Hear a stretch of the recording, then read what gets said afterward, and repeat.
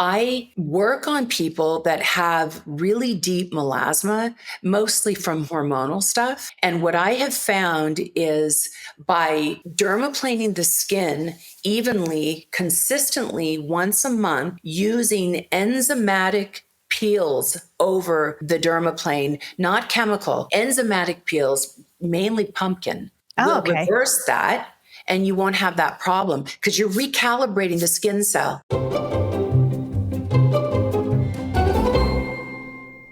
All right, Heather, we're just going to start super simple. What exactly is dermaplaning and how does it work? And you mentioned there's a history of dermaplaning. I do not know the history, so I'm excited to learn that too. Okay. The history of dermaplaning started all the way back at the time of Cleopatra. And Cleopatra would use something called sturgils. And sturgils were sharp instruments that they would use to cause trauma on the skin. I'm not sure, if they really knew scientifically what was happening when they were doing that, but they would cause trauma on the tissue and create the blood flow, which increases the collagen, because blood is collagen. We only have two sources of collagen, fat or blood. So you have to pick and choose. If you want that renewal of the skin cell, you have to stimulate it. So they would take sturgils, sharp instruments, and actually use them on their skin to create that exfoliation. The hair would come off. I'm not sure how, effective the hair would come off, but it really was to create trauma, to create a micro-traumatic situation. So the body would then kick in and say, hey, I have to renew this. And like everything that's anti-aging, when you think about it, everything is just an injury well healed. That's all it is. Every single thing. Even if you have Botox and fillers, you're still getting an injury, laser, injury, scrubbing at home, injury. It doesn't matter on 1 to 10 on a scale, 10 being the deepest injury. It all requires healing. So dermaplaning is just that. It helps, it jumpstarts your body. Your body kicks into, oh, we've had a trauma here. Let's heal it up. And then you make collagen, elastin, proteins, hyaluronic acid, everything you need to get that strong, plump, healthy, glowing skin that people want. So it originated all the way back early Egyptian times. But the people that are known the most for dermaplaning are the Japanese. And the Japanese, what a beautiful culture, right? Oh, yeah. Everything is so thoughtfully utilized, everything. It's an art. So it's a very artisan, like just really, dermaplane, planing the skin. You are planing the dermis. So you're really just going in, you're getting the neck, you're getting the chest. It's just for tightening and smoother application of makeup and everything else. But it's truly just anti-aging. Cleopatra gave us so many things. Lactic acid, bathing in milk. So many things. You hear about it. Castor oil, like all the way so many wonderful things. Thank you, Cleopatra. Thank you, Cleopatra. So many wonderful things. And you know what? And honestly, if you think about it, everything that's right there is still the same thing that we're doing today. We just have made it better. Like technology modernized it. Better. Exactly. We've modernized it. So it's really interesting. Now there's rumors that there's a company called Bard & Barker who makes blades. And I've heard throughout the years that they really were the first people to, do the 10-point dermaplane blade. And they were doing that for scar revision. So basically in the 50s and the 60s, dermatologists or doctors would take an acne patient and get the acne cleared up. And if you had acne scars, then what they would do is they would start on your 3-week cycle, like create a 3-week cycle for your cellular turnover. And they would blade your skin deeply, do an intense peel over the top of that. You scab up, skin falls off, repeat 3 weeks and do that. So I do a lot of scar stuff. I work with a lot of we get the acne cleaned up, and then we treat the scars. And, like I said, like surgeries and things like that, like little cuts from, at home stuff or at home. See, you just don't hear, this is the first time actually I'm hearing that dermaplaning is good for scars. Well, think about it, Lindsay, think about that, because that, if in fact that's really true, that's where this treatment came from. And it could possibly be. I believe that it is true, because dermatologists and nurse practitioners and even surgeons really, are the ones that performed it before. Estheticians really could, at least for sure in California. I had to hold a lot of different licenses to get around being able to do it until it was legalized 4 years ago, which I had a lot to do with that, and my attorney. So of course it is. I have clients that have had thyroid cancer and have had surgeries and have gnarly, scars here. And we just, clean up, and just what you're doing is you're waking up dead tissue on living tissue. That's what a scar is. And as you do that gradually over time, and then you put a peel on top of that, and that's exfoliating too, then what happens is, in the next 3 weeks, your body turns over and you grow new skin. We're not really supposed to say that, but what's really happening when you scrape something and it heals? Why can't we say that? Well, I think you can say that, but I think that, I don't know. There's, how bureaucracy can be, you're not supposed to make claims that you're growing skin, but you kind of are. Like if you make a cut and you heal, you just grew skin. If we scrape something off and it heals, we just grew skin. So in scar tissue, it's the same way. You're waking up that dead tissue.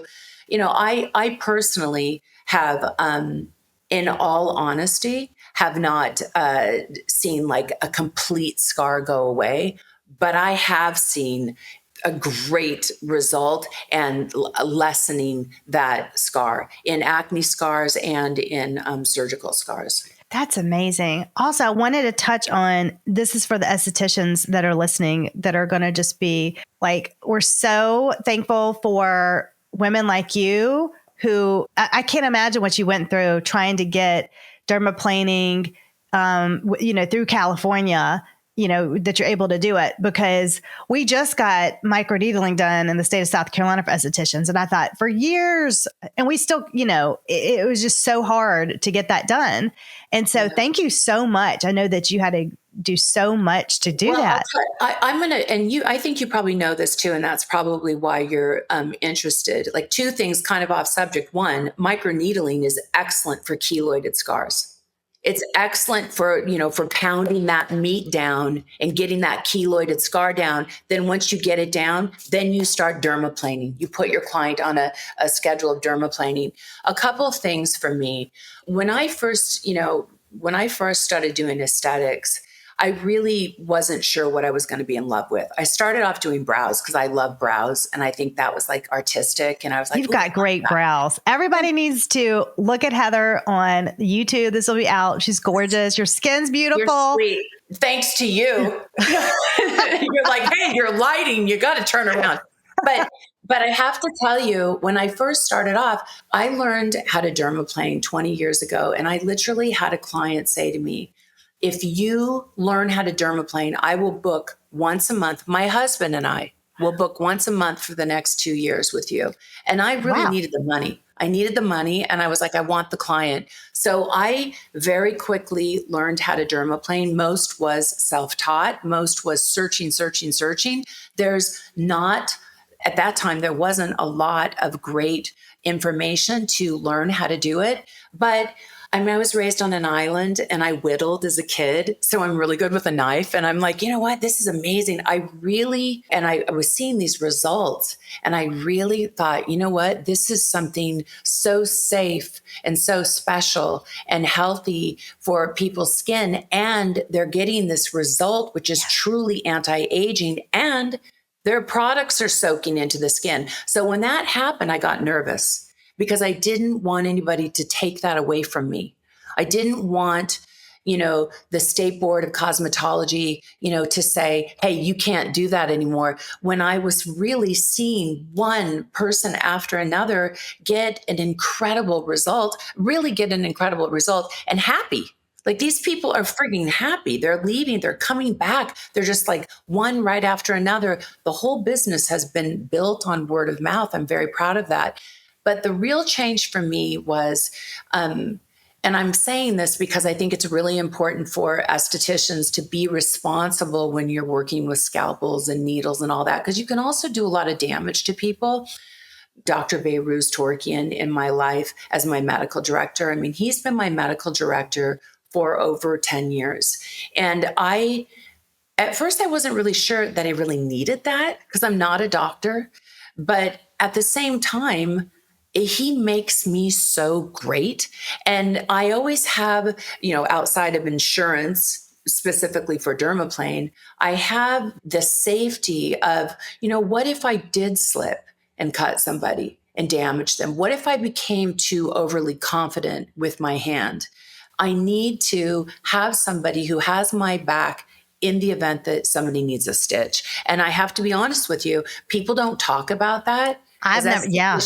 Yeah. As estheticians, we just kind of scoot along and we have like everything smells good. But when you're really making changes in skin, you're causing a little damage to get the perfect healing. So you have to do it responsibly. So I think if you're going to dermaplane, then it's really important that you align yourself with somebody who can fix a mistake if you make one.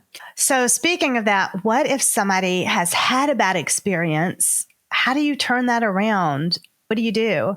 I've had one. Okay, this is for me. Okay, you go ahead. I wasn't saying you had a mistake because I didn't know if you had a mistake or not, but because you're a very sensitive woman.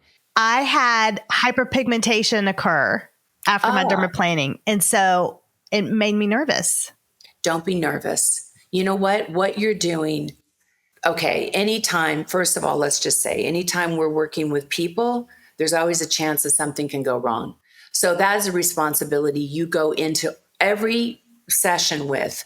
I could do something wrong. It could be as simple as dropping something on somebody's head and hurting them. It doesn't matter. So we as practitioners or anybody who's working on people, you're responsible to the client and held accountable for the outcome. So that just goes into it. Now, if you have an experience where you're dermaplaning and you're nervous about, oh man, the person hyperpigmented, there's things that can go south, but the reality is you can reverse hyperpigmentation. In my experience, I actually work on people that have really deep melasma, mostly from hormonal stuff.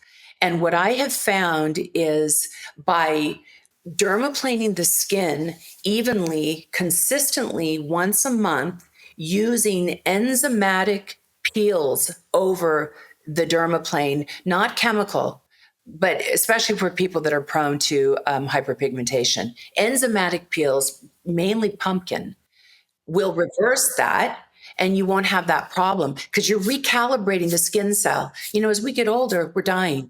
Our bodies stop working for us, right? So you're recalibrating the skin cell. Part of the recalibration is bringing back in the tone, texture, and the melanin. So it will go away. You just have to be patient. Don't be scared. Okay. I'm not. I wish you were here, Heather. I am here. I'm right here. But I wish I could go see you. Okay, since you're in California and we're talking worldwide and people are going to, and you can't dermaplane everybody. Yeah. So let's talk about how can people prep their skin effectively for dermaplaning, what products they should use. And then I think you have a few products too. I don't know if that's like before the skin, after the skin. I'll let you go into that.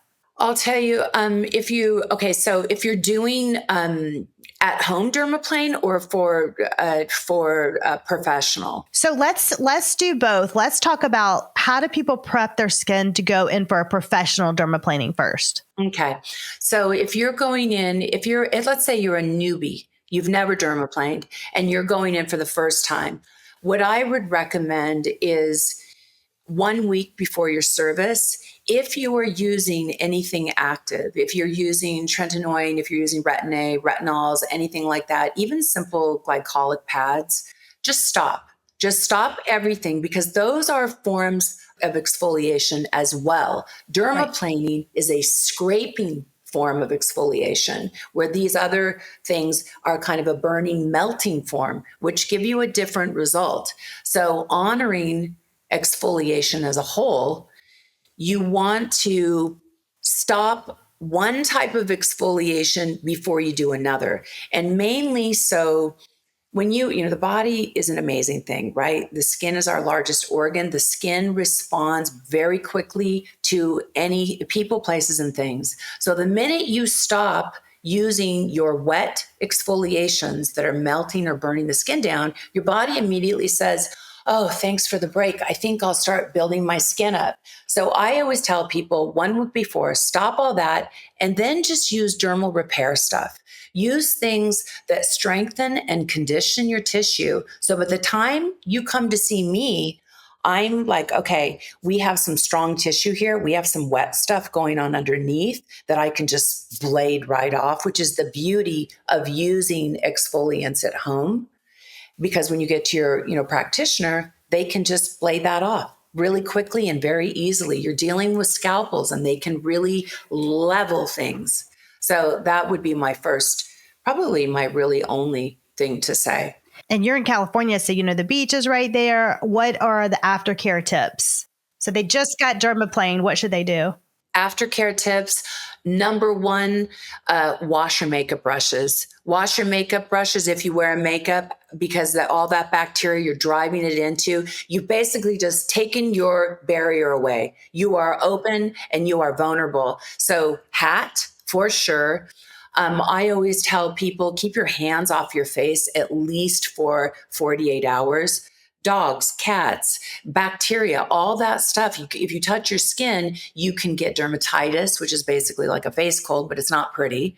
You can break out because you're going to make more oil. Your body makes oil when it's healing. That's a natural occurrence. You don't want any hazardous, free radicals or bacteria on your skin. So I like to see people keep it kind of simple. I like to see people, if they can, not to wear makeup for at least 3 days would be amazing. But I do have a lot of clients that come in, we have an event that night and they want it done and your skin looks beautiful, but you pay the price because the makeup holds bacteria and you're driving that into your skin. So yes. You want a hat no matter what. And that, honestly, Lindsay, here especially, and even other sunny places, you should always have a hat in your car. You should always just to and from the grocery store, to the gas station, where little errands, picking up your kid, doing whatever you're doing.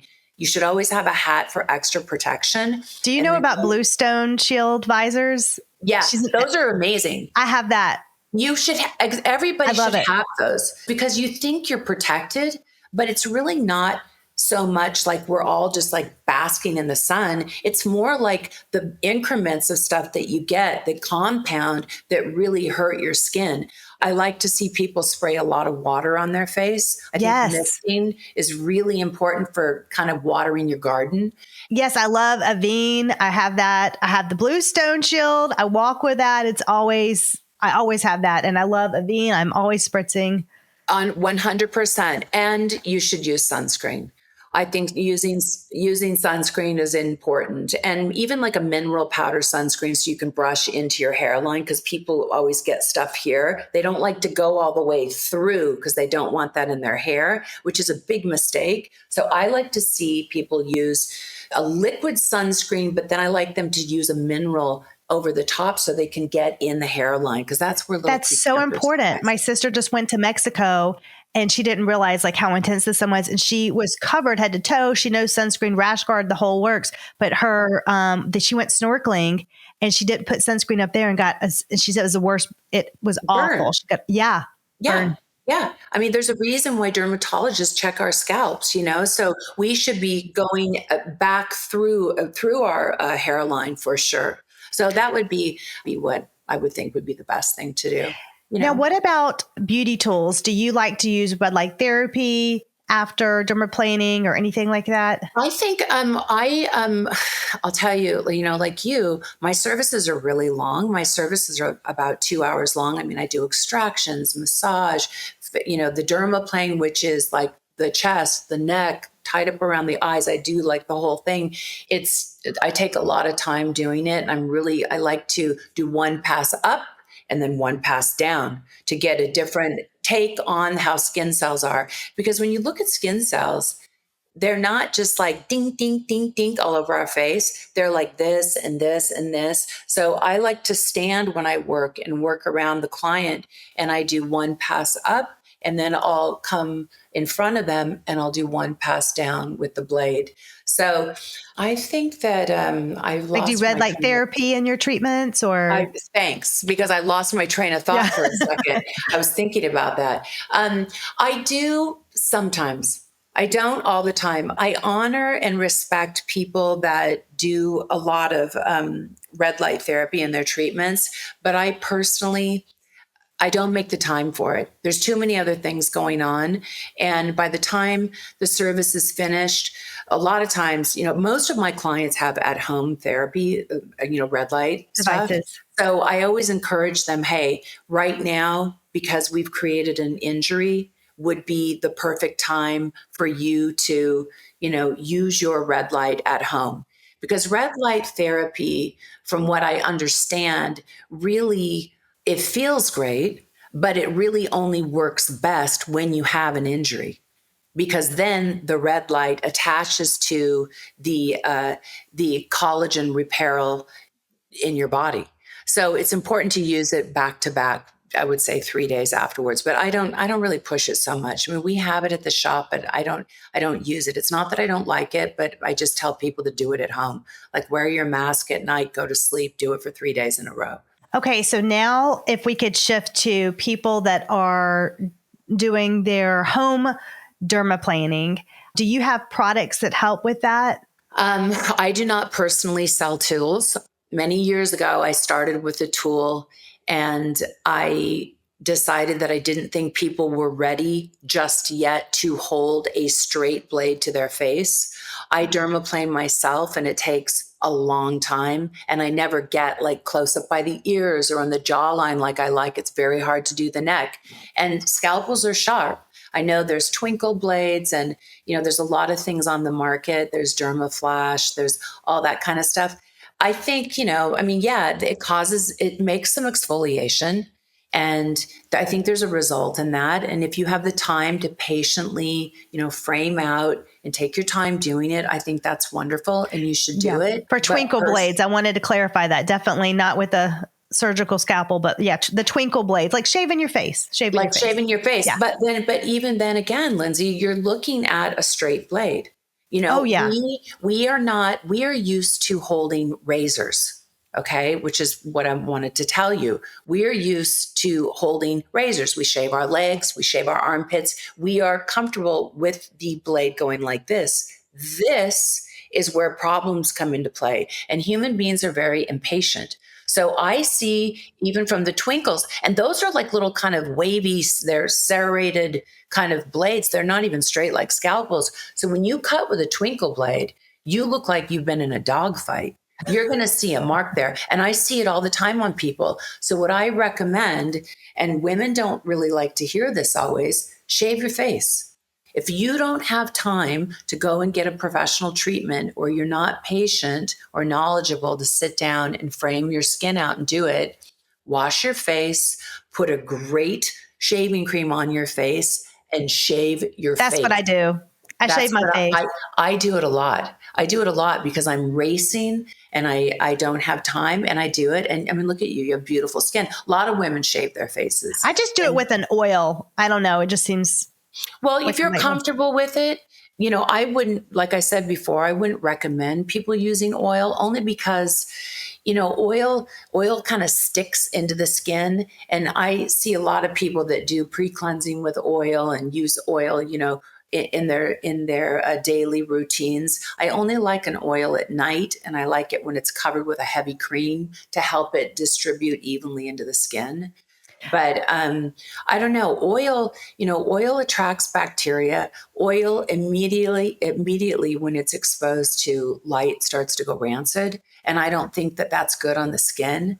So if you really start looking at that, and I just see a lot like magnified over and over, and I'm like, oh, that's oil. That's an oil spill. Like this is, you can see it kind of eating the skin away. So I prefer to have people dermaplane with just a very light, natural shaving cream. You can I also would like see to when you surprise get- my husband with and just have him walk in the bathroom tonight with shaving cream on me and just start shaving. And you know what?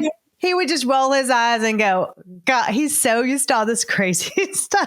No, seriously, mine just goes, I can't see that. Like you can't unsee that. But you know what? It's like kind of empowering. Like, but a lot of my clients, I always say to them, you know what, just in between services, if you want, you will get an exfoliation. And men, look at men. Men age so beautifully. And the men that shave, their skin is usually really beautiful. And that's because they're constantly turning over that dead skin. So Marilyn Monroe shaved. They all shaved. That's what they did back in the day. right? So who is dermaplaning for?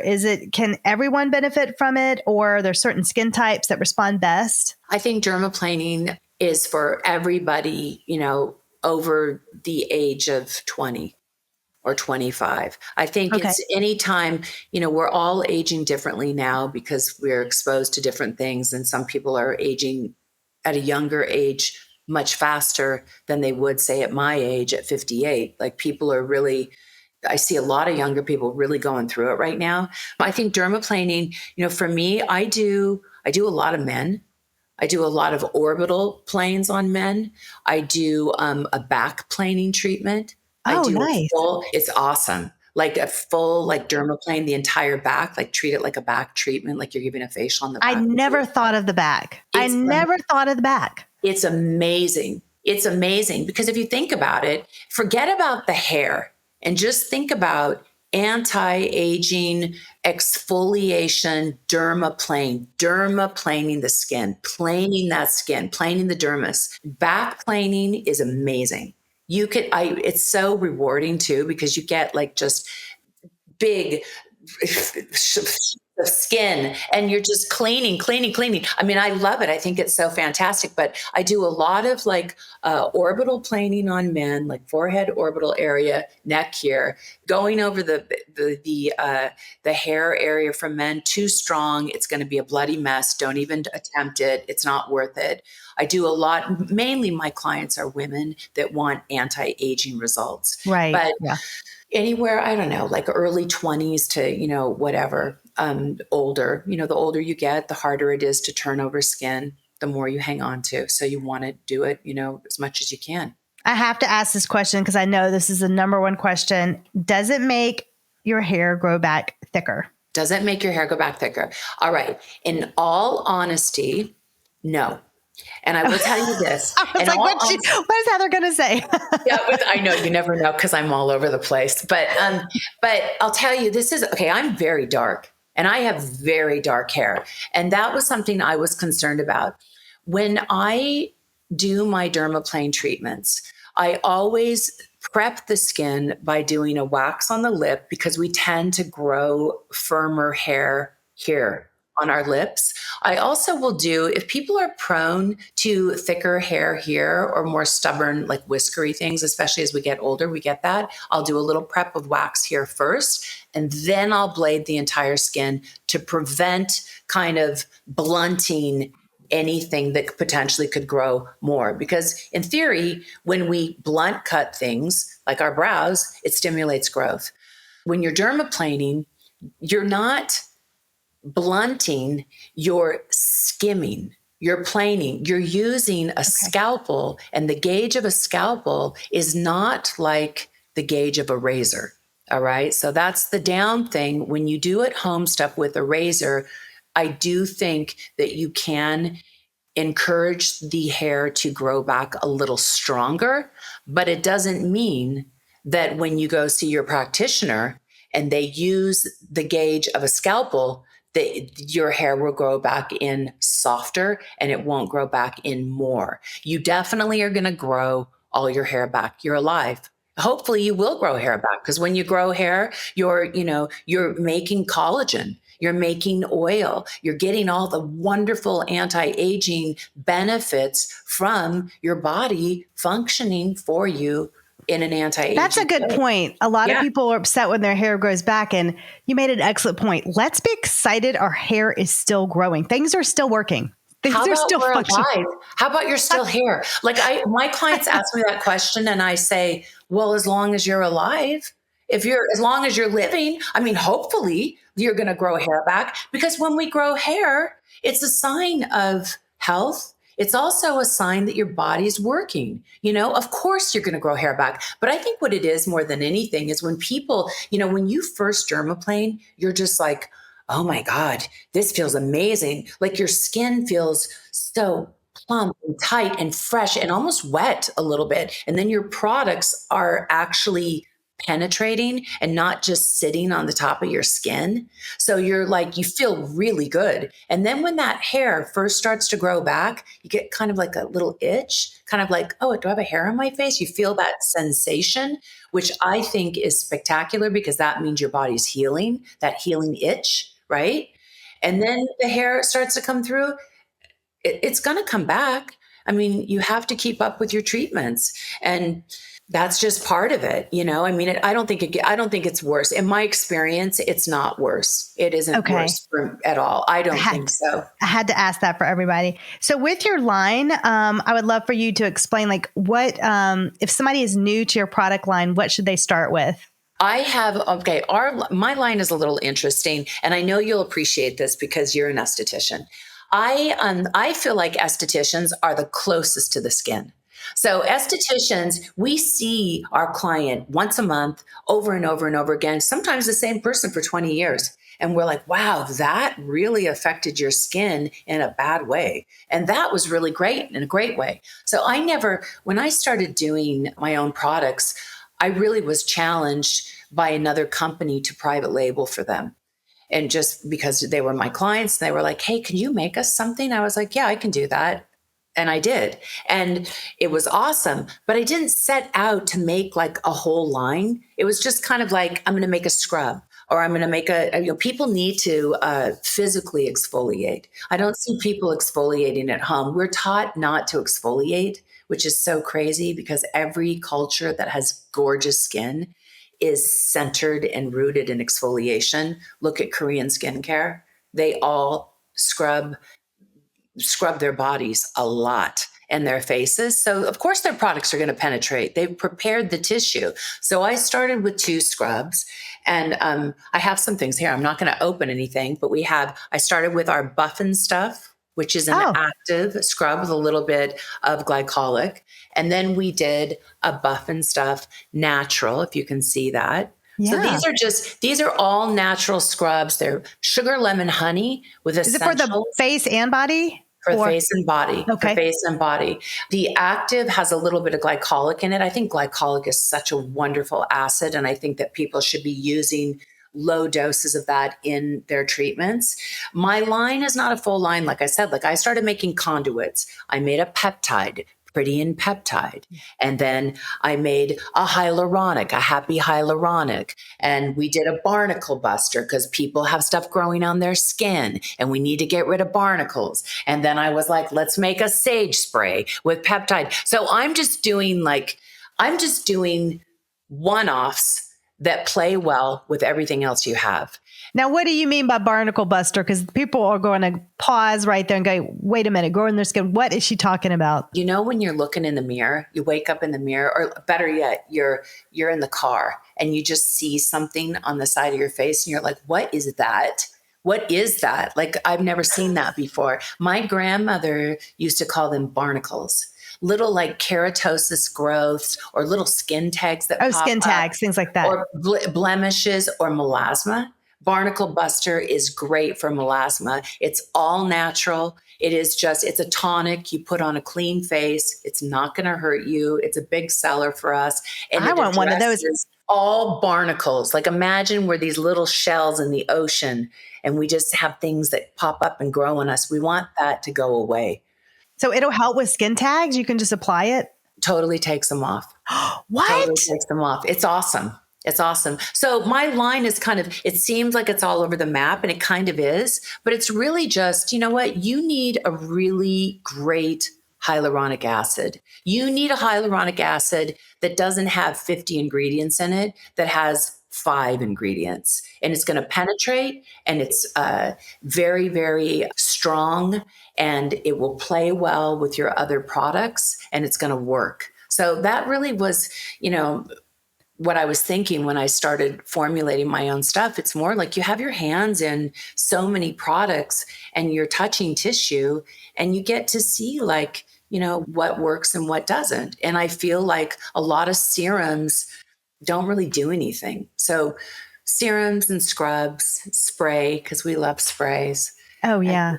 Yeah. That's wonderful. Oh my gosh. Well, thank you so much. And I wanted to tell the audience that Heather's been so gracious, and she's giving everyone a discount on her beautiful products. By the way, your packaging is, I love your packaging. I love that you're saying that, because I'm so hard on myself. I'm like, look at this. It's like, I mean, it's black and it's white, so I guess it's clear. It's very classic, but I love the names with it too. It just, the whole thing goes, and this everything. It's very nice. So, and you know your stuff. So yeah, I'm really excited for everybody to experience your products. So the code, we'll put it in all the notes, but it's LaPree15, and you can get that on bradleybeauty.com, and you are bradley.beauty on Insta if you want to connect with Heather. And if someone listening is curious but hesitant to try dermaplaning, what are you going to say to them? I'm going to say, educate yourself, find an amazing practitioner that you trust and that is responsible to the outcome of the service, and somebody that you, that you want to keep seeing, and just go for it. Just try it. Nothing bad is going to happen if you're in the hands of a responsible esthetician. Only good things are going to happen. I love that. Can people book with you still? Are you still taking clients? You know what? It's funny because a lot of people say, well, you really should stop taking clients. And I'm like, well, why? Like, that's, every face is different, and you learn so much from new people because they do different things and they're exposed to different things, and it reflects on their skin. So people can still book with us. We always take new faces. There's a forever changing thing. You have clients for years and years, and then they have to go to Europe for something, and there's a slot opener. It's like, right. I feel like whoever's meant to be on my bed is meant to be there. And it always is a really great outcome. So absolutely. Well, I'm coming to see you the next time I'm in LA. I want you to. I want you. Yes. And I want you to. Where's your studio located at? My studio is in Brentwood, California. Oh, very nice. Okay. So it's in greater Los Angeles, in the Brentwood area, very close to the 405. It's an awesome, very open, airy space. And it's kind of a lot like this, to be honest with you. I love to be able to see like trees and green around. So it's a very relaxed, comfortable situation. Yeah, your house is beautiful. This is so random. Has anybody ever told you sounded like Kris Jenner? Oh my God. I can't believe you just said that. No, Lindsay, I swear on my life and everybody else I know, a woman said to me yesterday, you know who you sound like? And I said, who? She said, Kris Jenner. And I said, what? I go, what? I go, I need to like listen to Kris Jenner. I hate to say it, but I'm not I'm not a keeping up with the Kardashians person. I love everything they're doing. I think it's like cool for women, and it's so inspiring. I am. So I listen to her all the time. And so I'm like, you have her she has a very, very specific tone and voice. And I'm like, oh my gosh, I feel like you I'm would talking only say that because you used to be in the music business and maybe you hear my voice different. But a woman literally told me that like 3 days ago. And I have people tell me that. And it's the weirdest thing to me. It's weird. I don't hear it, but I don't know. I mean, is that a good thing? Yeah, I love her voice. She's got a great voice. Yeah. Then I'll take it. Yeah. And we will end on that. That'll be our ending. But thanks for coming on the show, Heather. It's been a pleasure. We could have gone on and on and on. And so thank you so much for coming on. And I hope everybody knows a little bit more about dermaplaning now. I appreciate it. Thank you so much. You're wonderful. Thank you. You're wonderful. And I really enjoyed it.